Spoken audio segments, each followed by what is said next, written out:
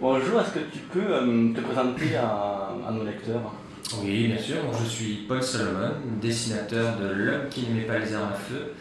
Donc, j'en suis au tome 2, paru aux éditions Delcourt. Il y a 2 semaines de ça, c'était le 30 janvier. En pleine période d'Angoulême. Voilà, pleine période d'Angoulême. Ouais. Et là, je dessine actuellement le tome 3 qui paraîtra pour la rentrée prochaine. Et avant cette série, enfin c'est ta première série je crois. C'est ma première série, oui. Et presque mes toutes premières planches de bande dessinée aussi. Oui, c'est une série... non, rien de plus à dire en fait, hein, c'est ma première série. Voilà. Comment est né ce projet? Eh bien en fait, j'avais proposé des planches et un projet à différents éditeurs. Dont Delcourt, et donc Delcourt avait été intéressé par mon coup de crayon, un petit peu moins par le scénario qui avait été proposé à l'époque. Et donc parallèlement à ça, Wilfried avait proposé un scénario, et en fait les éditions ont fait le lien entre mon dessin et le scénario de Will. Du coup, ils nous ont mis en contact tous les deux. Et comment s'est passée cette collaboration? Eh bien, pour l'instant, ça se passe très bien de façon concrète. Disons que déjà, on travaille chacun de notre côté, mais bon, on se rencontre de temps en temps pour discuter, etc. Mais le scénario avait été écrit déjà avant, comme je l'ai dit tout à l'heure, avait été écrit avant de se connaître. Donc, du coup, Wilfried n'avait pas... C'était pas une demande de ma part d'évoluer dans un univers western ou quoi, hein, c'est le scénario qui l'imposait. Donc du coup ça c'était valable pour le tome 1. Maintenant donc Wilfried connaît un petit peu mes tics graphiques, ce que j'aime bien, aussi la teneur que je peux donner à certains de mes personnages, etc. Donc du coup, sans véritablement changer la nature de l'histoire, parce que l'histoire, lui, il l'a déjà bien en tête, il peut y avoir quelques évolutions de certains personnages, ou peut-être de scènes, ou quoi, ou d'autres, dans l'écriture de son scénario. Et est-ce que tu peux nous raconter un petit peu la trame brièvement de la série? La trame de la série, disons que c'est un western dit spaghetti, avec pas mal d'action, pas mal d'humour. On est sur un registre assez humoristique, mais quand même à fond sérieux, puisqu'il y a un sujet traité qui n'est pas moindre, c'est le port des armes à feu aux États-Unis. C'est plutôt d'actualité. Voilà. Donc, après, on a 3 personnages vraiment principaux. Donc, je pense à Byron Peck, qui est un Anglais, un avocat anglais, mais qui exerce au barreau de Los Angeles.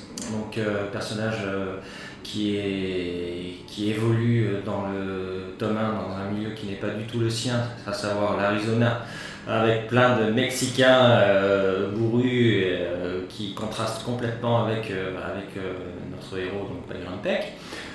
Et ce fameux Byron Peck ne se balade jamais sans son acolyte Monsieur Hogarth, Knut Hogarth, qui lui est danois, avec des petits soucis d'élocution.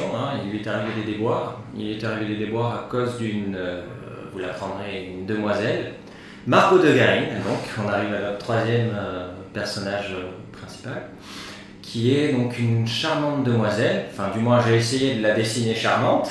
J'espère ne pas avoir échoué.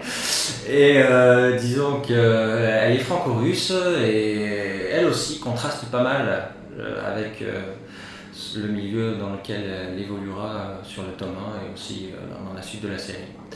Parce qu'elle est plutôt distinguée, parce que c'est une jolie jeune femme. Voilà.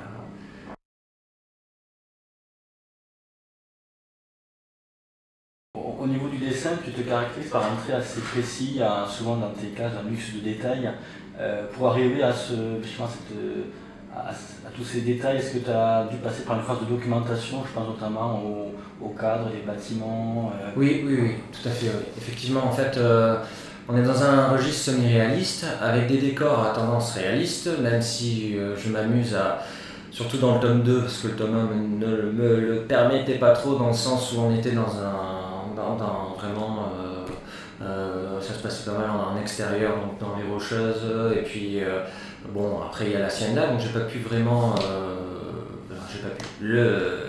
narrativement, était pas nécessaire de faire de plans trop audacieux, je pense plan plongée, contre-plongée, etc. Sur le tome 2, un petit peu plus, et donc pour ce faire, effectivement, il y a une documentation, donc une documentation photo. L'Hacienda, elle est tirée d'un film, enfin du moins, l'architecture générale de l'Hacienda est tirée d'un film. Ensuite, nous, pour les bienfaits du scénario, on l'a architecturé à notre manière pour pouvoir permettre des déplacements stratégiques de certains personnages, pour placer la salle au trésor, pour placer la chambre de Manolo, pour que tout ça soit cohérent narrativement. Sinon, pour tout ce qui est nature, etc., il y a les films, il y a les photos aussi, il y a les livres. Je pioche un petit peu de partout, enfin, selon les scènes. Et pour ce qui est du détail, c'est vrai que je suis un petit peu maladif là, à ce niveau-là, parce que je trouve que ça rajoute pas mal de teneur et puis de réalisme à une scène. Tous ces détails contribuent à raconter une histoire aussi. Le lecteur, et moi-même, même disons, ces détails arrivent un peu malgré moi-même. Disons que quand je dessine, je vais commencer par quelque chose d'assez brut, donc finalement très peu détaillé par la phase du storyboard. Et ensuite, quand je vais commencer à cliner tout ça, je vais rentrer dans les détails parce que moi-même, je vais me raconter des histoires. Je vais placer un verre à ce moment-là, à ce niveau-là, parce que je me dis, tiens, à ce moment-là, le personnage, il a bu son verre, ou enfin son thé, et donc il l'a posé ici. Si le thé est posé là, il est logique que de l'autre main, il avait sa cuillère qu'il a remuée, il a donc posé la cuillère, donc je vais venir dessiner la cuillère. Et puis, cette cuillère va m'amener à autre chose, la cuillère, il l'a posée sur une coupelle, cette coupelle, il l'a posée sur une table, et bref, voilà. Et en fait, je vais me raconter tout un tas d'histoires dans l'histoire, et c'est ce qui... Je voyage véritablement dans mes pages et dans mes cases, c'est peut-être pour ça qu'il y a tous ces détails, quoi. Il y a aussi, on le voit notamment sur les couvertures, il y a souvent de l'action dans l'action, c'est-à-dire qu'il y a une scène principale et des scènes annexes où il se passe autre chose. Et, tu veux dire entre le premier plan et le second plan? Voilà, souvent le premier plan. C'est vrai que ça c'est aussi pour avoir une accroche visuelle. On a un premier plan avec notre personnage central, donc je peux le montrer, avec notre personnage principal, donc, qui est Byron Peck, qui est plein centre et qui se détache bien du fond, donc pour avoir une bonne lecture de notre personnage. Et puis en arrière-plan, effectivement, il y a, avec un trait un petit peu plus cramé, on a une scène qui se passe dans le tome 1. C'était une horde de Mexicains qui chargeait sur Byron, assis sur son tabouret en train de boire tranquillement son thé. Et là, en fait, on a disons Byron qui jette, la couverture parle d'elle-même, quoi, voilà. Donc après, pour ce qui est du fond, ce qu'on aime bien, c'est avoir un contraste justement entre un premier plan qui est pour le coup plutôt joyeux. On a Byron qui explose de joie, on ne sait pas pourquoi encore, mais à la lecture du tome 2, on le saura. Et puis en arrière-plan, on a la guerre d'indépendance des États-Unis, donc une scène clé dans l'histoire de l'Amérique et aussi qui va alimenter notre scénario. Donc voilà, donc c'est pas pour rien s'il y a une scène de guerre derrière, c'est pas juste pour le côté visuel, c'est qu'il y a quand même une petite réflexion sur le fond du scénario, quoi. Donc voilà, puis c'est plutôt pas mal. C'est une envie de vraiment créer des fois des décalages sur... En fait, oui, le décalage, je crois que c'est aussi le propre mot de cette série. C'est qu'on a quand même quelque chose, on a quand même une histoire à fond sérieux, vous le découvrirez, et ça abordé d'une manière quand même, j'ai envie de dire, ludique. Parce qu'on a de l'humour, parce qu'on a de l'action, parce qu'on a des personnages hauts en couleur. Du coup, ben, finalement, on va peut-être appeler un petit peu plus de monde à venir voir ce qui se passe dans notre histoire. Et voilà, quoi.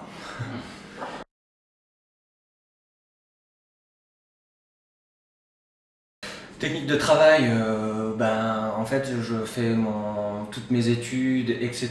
Donc de manière assez éclectique. Donc ça peut être à la fois en travail numérique, ça peut être à la fois sur un bout de papier. C'est très aléatoire, c'est selon les endroits où je me trouve, c'est selon ce que j'ai sous la main. Mais sinon, au niveau chronologique, je vais d'abord faire un storyboard entièrement à la palette graphique, donc, qui sera donc numérique, pour plus de flexibilité, pour pouvoir agrandir facilement les cases, les changer de place, les switches, enfin bon, bref, c'est pour vraiment me permettre de bouger la chose sans avoir à prendre mes ciseaux, découper, prendre la photocopieuse, agrandir, voilà. Ensuite, ben, je vais crayonner, enfin en tout cas sur le tome 1, j'ai crayonné tout ça et ancré au crayon de manière traditionnelle. Ensuite, pour le tome 2, ça a été un petit peu différent puisque j'ai fait un storyboard qui était un petit peu plus poussé que le tome 1. Du coup, je me sers de support pour ancrer par-dessus mon storyboard. Voilà. Donc ça me fait finalement gagner une étape, donc gagner du temps. Alors tu parles un petit peu aussi de la construction des personnages dans ce calligraphie. Lequel t'a posé le plus de problèmes? Est-ce qu'il y en a un qui t'a posé des problèmes?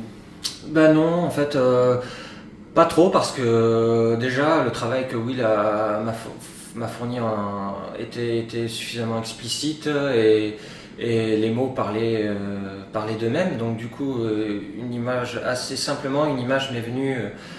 Une image de chaque personnage m'est arrivée simplement à l'esprit. Du coup, j'ai fait mes recherches en fonction de, comme je l'ai expliqué pour Tim, j'ai eu des images mentales qui se sont créées dans mon cerveau et j'ai associé ces images à un trait, à différents designs. On en a discuté avec Wilfried et puis ça s'est naturellement fait. J'ai pas eu de véritable souffrance.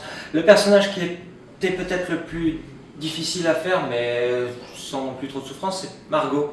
Parce que même s'ils ont tous des visages différents, ce que j'ai plutôt envie de dire, qui évoluent énormément tout au long de la série, donc Margot, elle a vraiment deux côtés, le côté mi-ange, mi-démon, donc il fallait avoir une physionomie de personnage qui permette de l'avoir à la fois douce et gentille et à la fois un peu plus sévère. Mais donc voilà, c'est parce que finalement, au niveau des expressions, c'est pas évident d'arriver à avoir un personnage cohérent dans toutes ses poses, dans toutes les poses. Donc, par exemple, la faire sourire, Margot, c'est pas évident parce qu'il faut qu'elle reste belle. J'ai tout le temps envie qu'elle reste belle, quoi. Donc, un sourire va engendrer des rides. Du coup, ces rides, ça peut être un petit peu manque d'esthétique. Donc, voilà, il faut la travailler. Donc, c'est peut-être celle où j'ai eu un petit plus de ça a été plus complexe, mais en même temps je m'en amuse parce qu'il y a peu de fans dans cette série, du moins jusqu'au tome 2, et du coup moi j'aime bien jouer à la poupée. Donc ce que je vais faire, c'est que je vais lui changer de coiffure, je vais lui changer de robe, de chaussures. Donc voilà, c'est mon côté un petit peu féminin qui ressort, et j'aime bien, quoi.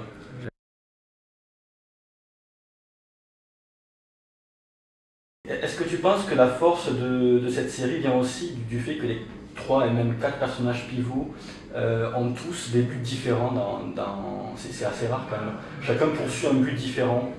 Est-ce que c'est du coup ça crée une richesse scénaristique réelle? Ça j'en doute pas, effectivement. Une seule et même chose quand même les réunit. Ils ont quand même un point commun tous, hein.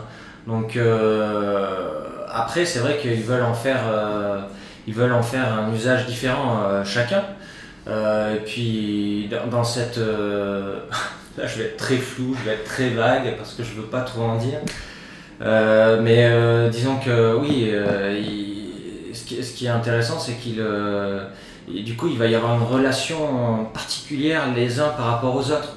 Même si ils sont, par exemple, c'est rare de se balader avec son amant, hein, enfin avec l'amant de sa femme, pardon.